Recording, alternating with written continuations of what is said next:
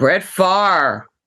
For football fans, this is the tragedy of the century. Jay, what say you about a hero, a legend, the man, the myth? So first of all, is it Brett Favre or Brett Favre? Because I know a lot of football fans pronounce it Favre with the V at the end, but who cares? He's a scumbag either way. Amen. This fucking guy. Bro. He's the epitome of the good old boy network. And when you look into his past, you realize, oh, this guy grew up in Southern Mississippi, went to Southern Mississippi. He's a legend down there because it's a smaller school. So he's clearly the most famous athlete to ever come out of there. Of course, his kids went there because, Southern good old boy stuff. And so it's just not surprising that he got up to some of the things he got up to. We're all acting shocked because we believe him to be a good person because we've been told he's a great person, and we like to think good things about these athletes. But do we really have any reason to actually think he's such a good person? Do we have any reason to think he was incapable of doing this? Remember, this guy has faced some sexual assault allegations and stuff that we all just decided to, the media just decided to look the other way on before he entered the Hall of Fame. And now he's been up to some stuff. I know you've got the details, so take it away. First, it's important to keep in mind that the money that was stolen was delegated for the poorest of the poor in Mississippi. Mm-hmm. And let me tell you why that detail matters.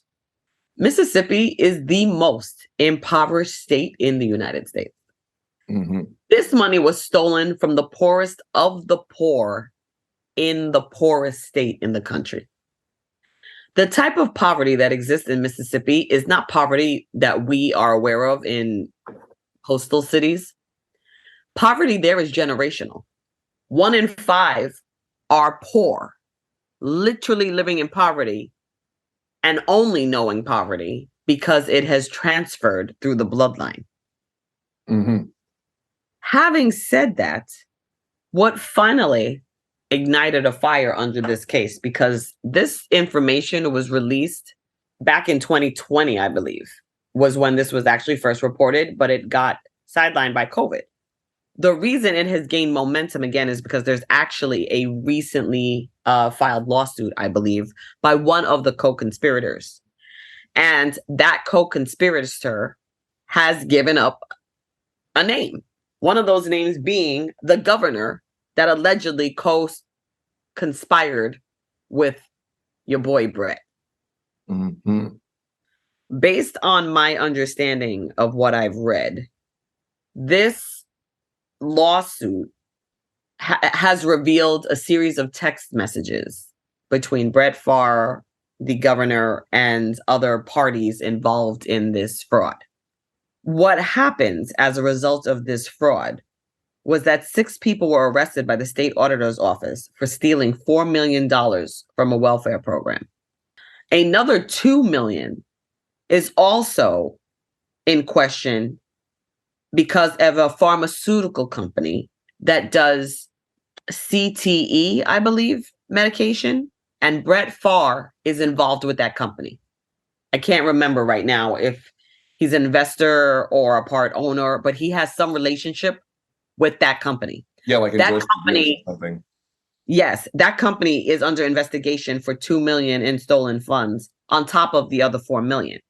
But it's important to keep in mind there is a total of $99 million missing in welfare funds that have been misappropriated or fraudulently retrieved by parties who didn't deserve it.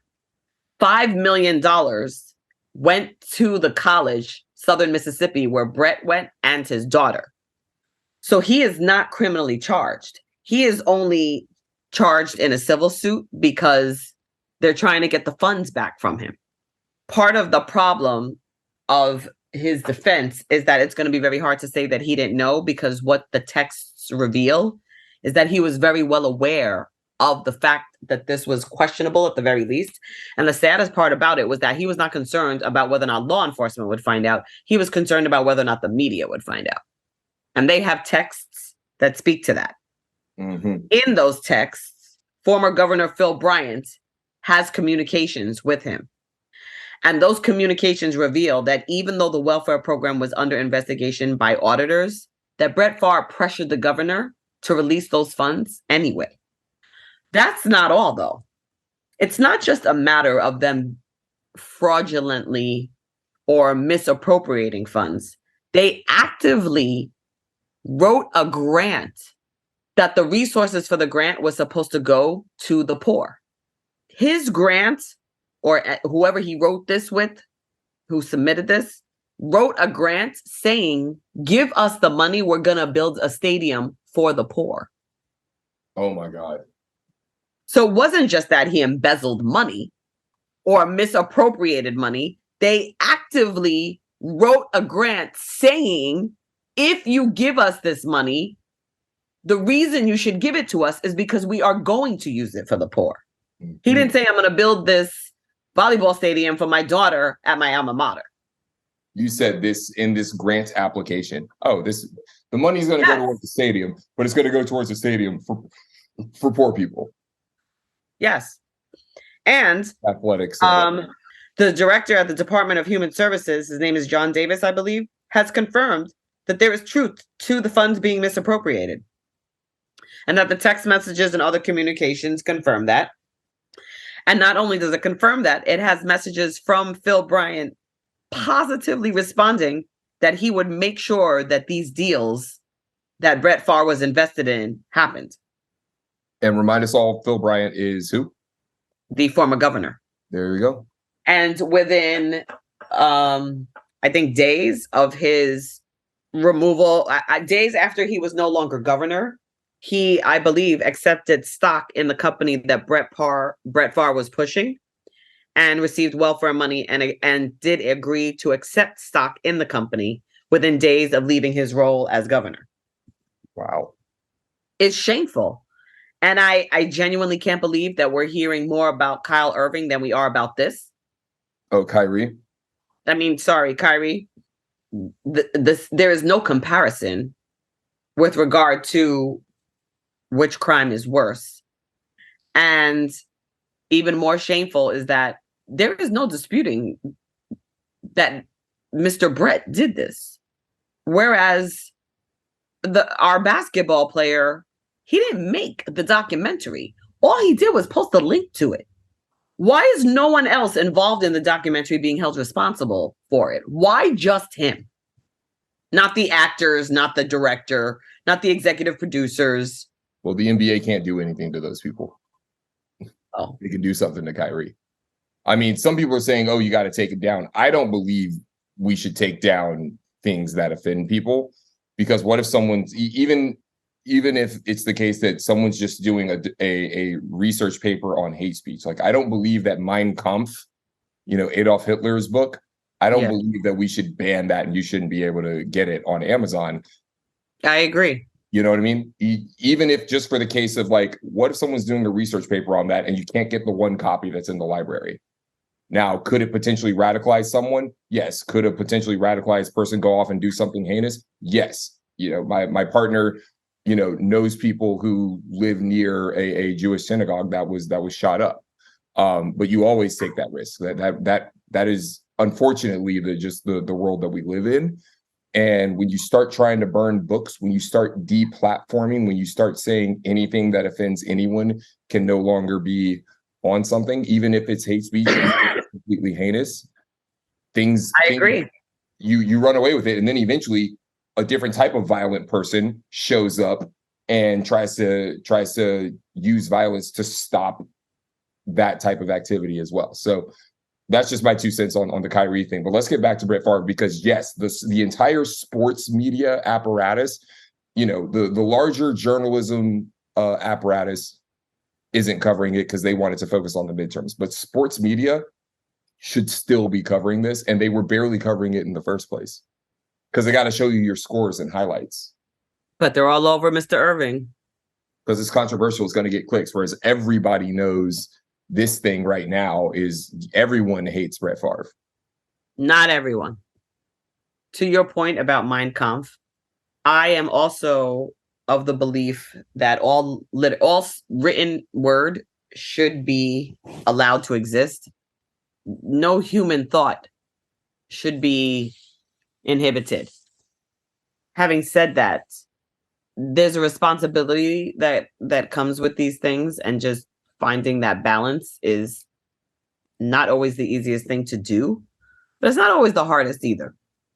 What I don't understand is, why don't we as a society show by our actions that we repudiate certain material? It's not up to Hitler or whoever not to write Mein Kampf. It's up to us to not allow Hitlers to get to the stage.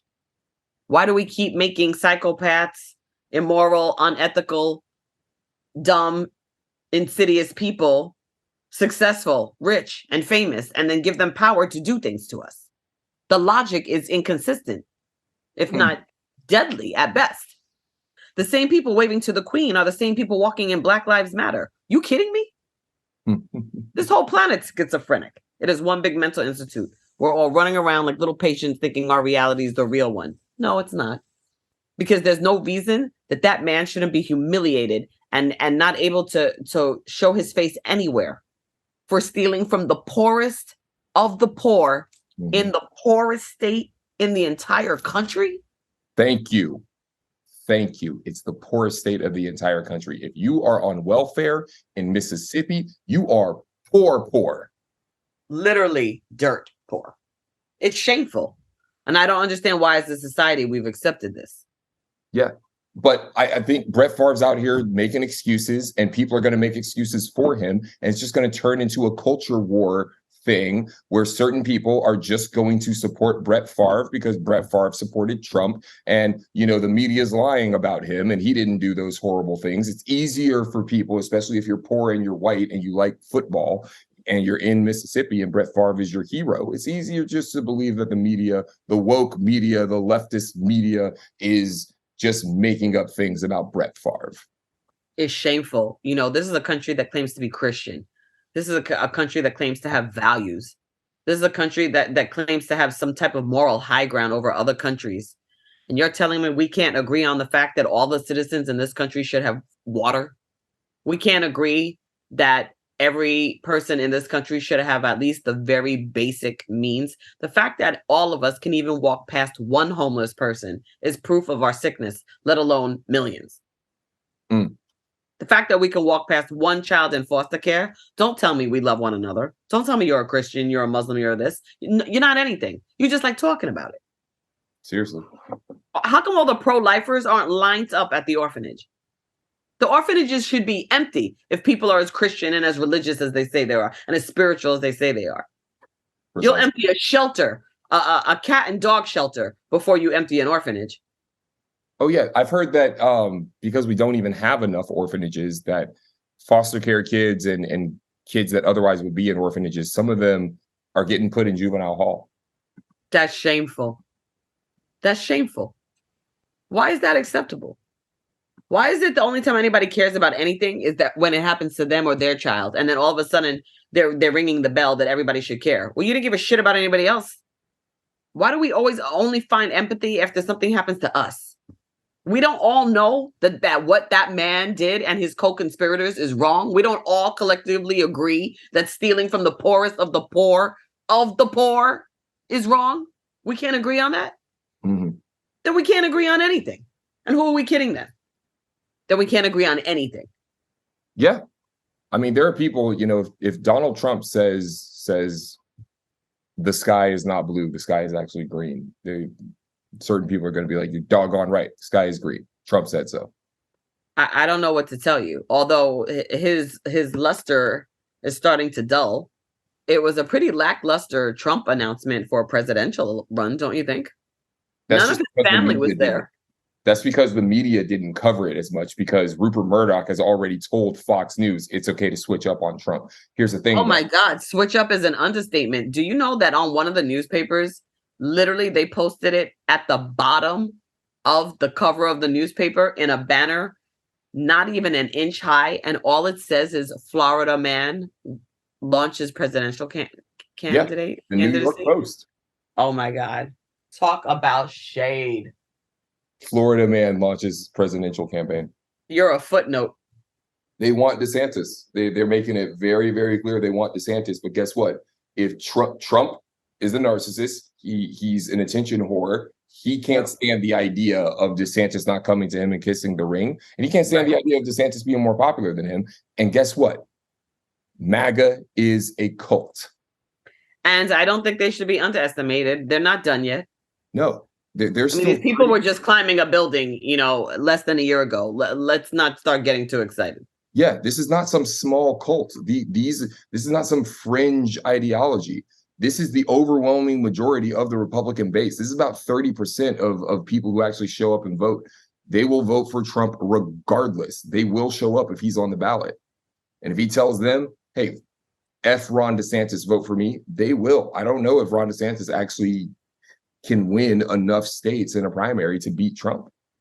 Don't underestimate. Yeah, because can he woo moderates is the question. Yeah, DeSantis isn't very moderate, right? So... Right. He's not very moderate, and he's not as charming as Trump. He's not as funny. He's smarter, and he's clever. He's trying to be like Trump, though, too. Like, he's trying to be a tough guy. Look how cruel I can be to the immigrants, and put them all on a bus and lied to them, told them there were jobs waiting for them, and then sent them up north. And I guarantee you he's a Christian. Of course, yes, a big Christian. So it's ridiculous. It's a cult.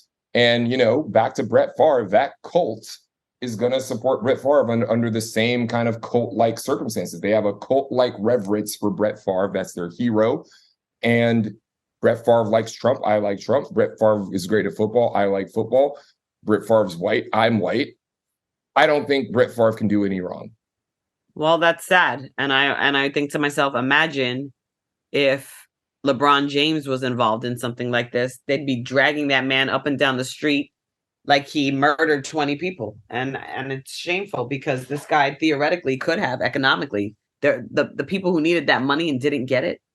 I mean, imagine the impact of that on people who are already struggling with poverty. Poverty is different from being broke. It's very true.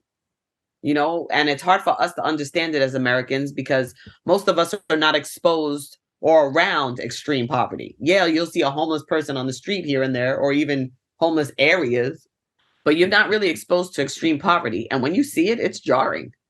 Especially Southern level. I was just going to say, Southern poverty is unlike, it's almost as bad as a Native American reservation. Yeah, some of these folks have outhouses. That whole thing, that 60 unfunded reservation, just their outhouses. Mm-hmm. People are literally, there's no indoor plumbing. There's a lack of access to water. The worst performing schools. Yeah. The capital of Mississippi has had like a years long water issue that results in not having water at the end of the summer. And they just now had the water issue of lack of water show up again. Deion Sanders is the only one talking about it. That's how I know about it. Right. It's ridiculous that the capital of this state doesn't have water. Shameful. And this country has the nerve to say that it believes in God and loves God. It's like this country wouldn't know God if God came down and slapped them right across the face and said, hey, it's me, God. They wouldn't believe it. Oh, if Jesus came down, we'd kill him again. Well, they have their God. It's Trump. And money. Mm-hmm. Exactly. On this episode of Raw Food.